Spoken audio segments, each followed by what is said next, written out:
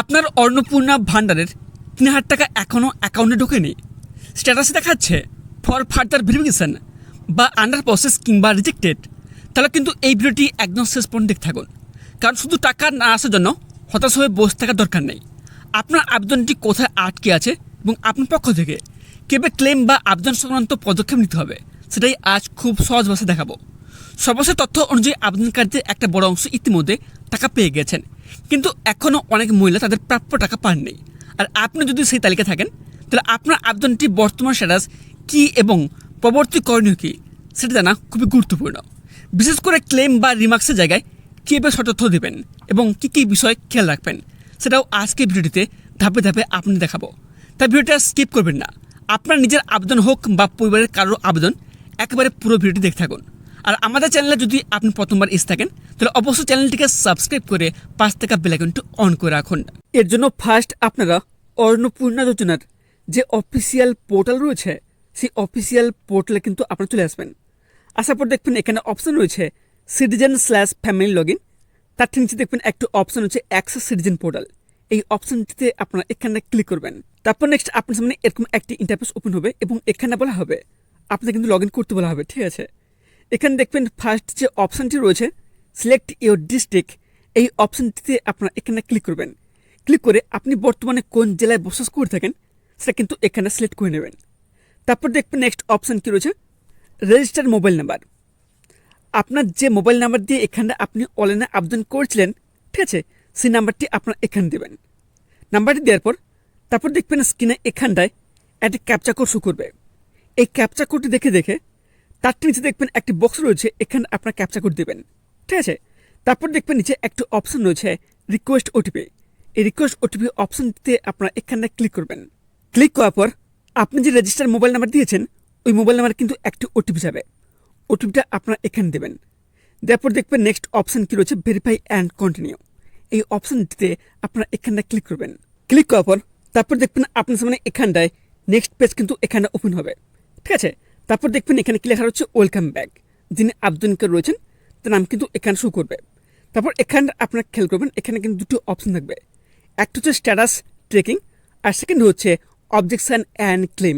দেখুন এখানটা আপনাদের বলে রাখি, আপনারা এখানে ক্লেম করার আগে আপনাদের অতি অবশ্যই জানতে হবে যে আপনাদের এখানে স্ট্যাটাসটি কী শো করছে, কোন স্ট্যাটাস থাকলে আপনারা এখানে ক্লেম করবেন আর কোন স্ট্যাটাস থাকলে ক্লেম করতে হবে না।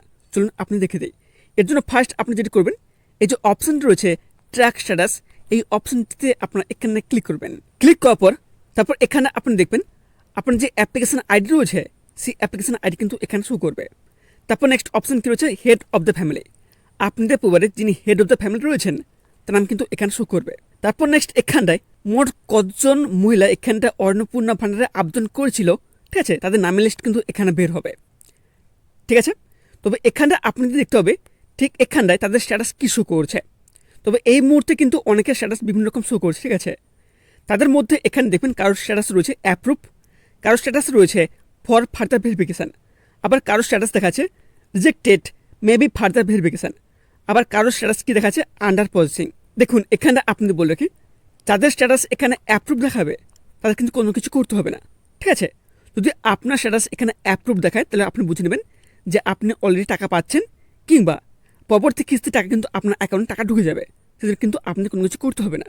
ঠিক আছে, তারপর দেখবেন নেক্সট স্ট্যাটাস কী রয়েছে ফর ফার্দার ভেরিফিকেশান।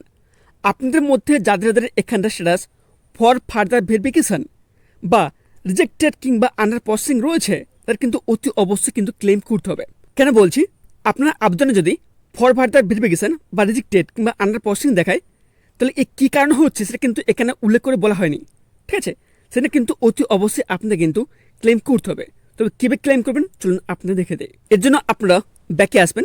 ব্যাকে এসে এখানটা আপনারা অবজেকশন অ্যান্ড ক্লেম অপশানটিতে ক্লিক করবেন। ক্লিক করার পর তারপর আপনারা এখানে দেখবেন দুটি নতুন অপশান অ্যাড হবে। ঠিক আছে, ফার্স্ট অপশান এখানে কী রয়েছে ক্লেম বাই অ্যাপ্লিকেন্ট। এই যে অপশান রয়েছে এই অপশানটিতে আপনারা এখানে ক্লিক করবেন। ক্লিক করার পর দেখবেন আপনার সামনে এরকম একটি ইন্টারফেস ওপেন হবে। এখানে দেখবেন ফার্স্ট অপশান কী রয়েছে অ্যাপ্লিকেশন নাম্বার। ঠিক আছে, আপনাদের অ্যাপ্লিকেশন নাম্বার কিন্তু এখানে শো করবে। তারপর দেখবেন নেক্সট অপশান কী রয়েছে হাউস হোল্ড অ্যাড্রেস। আপনাদের সমস্ত ঠিকানা এখানে কিন্তু শো করবে। ঠিক আছে, আপনারা এখানে দেখে নেবেন। তারপর দেখবেন নেক্সট এখানটায় নামের লিস্ট কিন্তু বের হবে। আপনাদের পরিবারে যারা যারা অন্নপূর্ণা ভাণ্ডার প্রকল্পে আবেদন করেছেন এবং টাকা পাননি এবং ক্লেম করতে চান, ঠিক আছে, সেক্ষেত্রে দেখবেন এখানে নামের পাশে দেখবেন এখানে ছোটো বক্স থাকবে, ঠিক আছে, এই বক্সতে আপনারা এখানে ক্লিক করে নেবেন।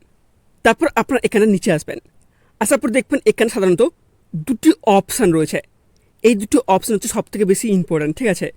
এই দুটি অপশান এখানে অনেকে বুঝতে পারছেন না, এই দুটো অপশানের মধ্যে কোন অপশানটি আপনারা বেছে নেবেন। দেখুন এখানে যে ফার্স্ট যে অপশানটি রয়েছে অ্যাপ্লিকেশন ডিটেলস ইনকারেক্ট, অর্থাৎ কী বলা হয়েছে আবেদনের বিবরণ ভুল আছে। যদি আপনি আবেদন করে থাকেন এবং সেখানে ভুল করা থাকে, ঠিক আছে, ভুল হয়ে থাকে, সেটা কিন্তু আপনার এখানটায় ফার্স্ট অপশানটি সিলেক্ট করে নেবেন। আর সেকেন্ড অপশানটি কী রয়েছে, wrongly marked as ineligible / application rejected. যদি ভুলবশত অযোগ্য হিসেবে চিহ্নিত করা হয়েছে বা আবেদন প্রত্যাখ্যান করা হয়েছে, সেক্ষেত্রে কিন্তু আপনার এখানে সেকেন্ড অপশান সিলেক্ট করে নেবেন। অর্থাৎ এখানে ক্লিয়ারলি বলতে গেলে যদি আপনি আবেদন করার সময় যে আপনার আবেদনে কোনো ভুল হয়ে থাকে, সেখানে যদি আপনি টাকা না পেয়ে থাকেন, সেক্ষেত্রে কিন্তু আপনার এখানটায় ফার্স্ট অপশানটি সিলেক্ট করে নেবেন। আর সেকেন্ড অপশানটি কারা বেছে নেবেন, যদি আপনি যোগ্য হওয়া সত্ত্বেও আপনাকে অযোগ্য বলে চিহ্নিত করা হয়েছে কিংবা আপনার আবেদন বাতিল করা হয়েছে, ঠিক আছে, সেক্ষেত্রে কিন্তু আপনার এই সেকেন্ড অপশানটি ক্লিক করবেন। তবে এখানটায় আপনাদের ক্লিয়ারলি বলতে গেলে যদি আপনি ভুল করে থাকেন, সেক্ষেত্রে আপনার ফার্স্ট অপশানটি ক্লিক করবেন। আর যদি সরকার ভুল করে থাকে, সেক্ষেত্রে আপনার এখানটায় সেকেন্ড অপশানটি ক্লিক করবেন।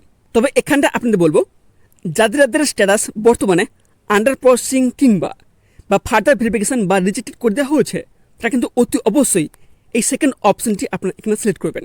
তবে এখানে শুধু আপনাদের অপশানে ক্লিক করলে হবে না, আপনি যদি এখানটায় ফার্স্ট অপশানটি ক্লিক করেন, সেক্ষেত্রে কিন্তু আপনাদের এখানে রিমার্কসের ঘরে কিন্তু আপনাদের লিখতে হবে যে আপনি আবেদন করার সময় কোন কারণটি ভুল থেকে গেছে, যে কারণে আপনার এখন টাকা ঢোকেনি, সেই কারণ কিন্তু এখানে উল্লেখ করতে হবে। সেটা কিন্তু কী লিখতে হবে এখানে আমি কিন্তু পরে বলছি, ঠিক আছে। আর সেকেন্ড যে অপশানটি রয়েছে, আপনি যোগ্য হওয়া সত্ত্বেও আপনাকে অযোগ্য বলে চিহ্নিত করা হয়েছে কিংবা আপনার আবেদন রিজেক্ট করা হয়েছে, সেক্ষেত্রে কিন্তু আপনাদের অ্যাপ্রুভ করার জন্য আপনাদের কিন্তু এখানে আবেদন করতে হবে। যে রিমার্কস রয়েছে এই বক্সে কিন্তু আপনাদের লিখতে হবে। তবে এখানে কী লিখবেন আমি কিন্তু আপনাদের দেখে দিই। ফার্স্ট আপনাদের বলে রাখি, যদি আপনার এখানে ফার্স্ট অপশানতে ক্লিক করেন, সেক্ষেত্রে আপনার এখানে এই যে রিমার্কস রয়েছে এখানটা আপনার কী লিখবেন চলুন আপনাদের দেখে দিই। এর জন্য কিন্তু আপনাদের এখানটায় এটা কিন্তু আপনাদের লিখতে হবে। এখানে আপনি এখানে কী লিখবেন যে আমার আবেদনে নামের বানান, আধার নাম্বার, ব্যাঙ্ক অ্যাকাউন্ট বা IFSC কোড, মোবাইল নাম্বার, ঠিকানা বা ক্যাটাগরি সংক্রান্ত ভুল রয়েছে। এছাড়াও অস্পষ্ট বা ভুল নথিপত্র কিংবা ভুল ডিজিটাল রেশন কার্ড নাম্বারের মতো সমস্যা রয়েছে। সঠিক তথ্য হালনাগাদ করার সুবিধার্থে আমি আপনাকে আমার আবেদনটি পুনরায় যাচাই করে অনুমোদন করার অনুরোধ জানাচ্ছে, ঠিক আছে। এটা কিন্তু আপনাদের লিখতে হবে। তবে এখানে কিন্তু আপনাদের ঠিক কোন কারণটি ভুল রয়েছে সেটা কিন্তু আপনাদের উল্লেখ করতে হবে। যদি আপনাদের এখানে আধার নাম্বার কিংবা ব্যাঙ্ক অ্যাকাউন্টের ভুল থাকে, সেক্ষেত্রে আপনি এখানে কী লিখবেন যে আমার আবেদনে, ঠিক আছে, ব্যাঙ্ক অ্যাকাউন্ট ভুল রয়েছে বা সমস্যা রয়েছে, সঠিক তথ্য হালনাগাদ করার সুবিধার্থে আমি আপনাকে আমার আবেদনটি পুনরায় যাচাই করে অনুমোদন করার অনুরোধ জানাচ্ছি। এটা কিন্তু আপনাদের লিখতে হবে। আর যদি আপনি মনে করেন যে আপনি অনলাইনে আবেদন করার সময় আপনার ডকুমেন্টস অস্পষ্ট বা ভুল তথ্য দেওয়া হয়ে গেছে, সেক্ষেত্রে আপনার কী করবেন, সেক্ষেত্রে আপনি এখানে লিখবেন যে আমার আবেদনে, ঠিক আছে, অস্পষ্ট বা ভুল নথিপত্র দেওয়া হয়ে গেছে এবং বা সমস্যা রয়েছে। সঠিক তথ্য হালনাগাদ করার সুবিধার্থে আমি আপনাকে আমার আবেদনটি পুনরায় যাচাই করে অনুমোদন করার অনুরোধ জানাচ্ছি। এটা কিন্তু আপনাদের লিখতে হবে। এখানে কিন্তু আপনারা এখানটায় এটা লিখে দেবেন যে কোন ভুলটি আপনি করেছেন এবং কী জন্য আপনি টাকা পাননি। আর এখানে কিন্তু আপনার এখানে বাংলা লিখতে পারেন কিংবা যদি আপনি চান ইংরেজিতে লিখবেন তাহলে এখানে ইংরেজিতেও লিখতে পারেন, কোনো প্রকার অসুবিধা নেই। এবার আসি সেকেন্ড অপশান নিয়ে।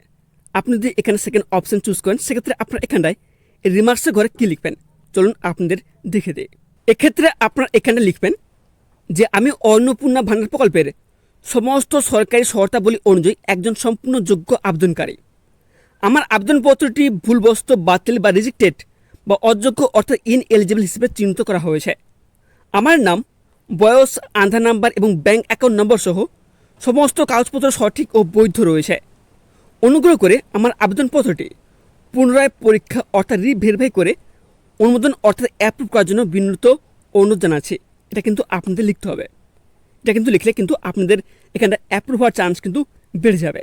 তবে এখানে আপনাদের বলে রাখি, যদি আপনি মনে করেন এখানে বাংলায় লিখবেন তাহলে বাংলায় লিখবেন, যদি আপনি মনে করেন যে ইংরেজিতে লেখা উচিত তাহলে এখানে আপনারা ইংলিশে লিখে দেবেন, কোনো প্রকার অসুবিধা নেই। তারপর আপনারা নিচে আসবেন, নিচে আসার পর দেখবেন এখানে অপশান রয়েছে documents in support of clans.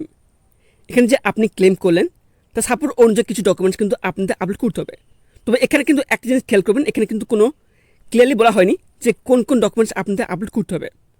তবে এখানে আপনারা সবসময় চেষ্টা করবেন আপনার যে অরিজিনাল যে ডকুমেন্টস রয়েছে, যেগুলো ইম্পর্টেন্ট ডকুমেন্টস, যেমন Aadhaar card, PAN card, voter card, ration card, bank passbook, প্রতিটা ডকুমেন্টসে কিন্তু আপনার বোথ সাইড অর্থাৎ উভয় সাইডে কিন্তু মোবাইল দিয়ে ছবি তুলবেন। ঠিক আছে, ছবি তুলে কিন্তু সবার নিয়ে একটা কিন্তু পিডিএফ ফাইল তৈরি করবেন এবং সেই পিডিএফ ফাইলটি সাইজ হতে হবে 50 KB থেকে 200 KB মধ্যে। এটা কিন্তু এখানে ক্লিয়ারলি বলে দেওয়া হয়েছে। এবং সেই পিডিএফটির ফর্ম্যাট কী হবে, PNG, JPG বা JPEG বা PDF, এটা কিন্তু আপনাদের এখানে ফর্ম্যাট তৈরি করতে হবে। করে এখানে দেখবেন যে অপশানটি রয়েছে, ঠিক আছে, এই অপশানে ক্লিক করে কিন্তু এখানে আপনারা আপলোড করে দেবেন। এবং আপনারা সবসময় চেষ্টা করবেন এখানে যেন সাইজটি যেন অতি অবশ্যই 50 থেকে 200 KB মধ্যে হয়ে যায়। তারপর নিচে নোটিস করবেন এখানে কিন্তু একটি অপশান রয়েছে সাবমিট ক্লেম। এই অপশানে ক্লিক করলে কিন্তু আপনাদের ক্লেমটি সাকসেসফুলি সাবমিট হয়ে যাবে। সাবমিট অপশানে ক্লিক করার পরে কিন্তু আপনাদের একটা নাম্বার প্রোভাইড করা হবে। ঠিক আছে, ওই নাম্বারটা কিন্তু আপনারা কোথাও নোট করে রাখবেন।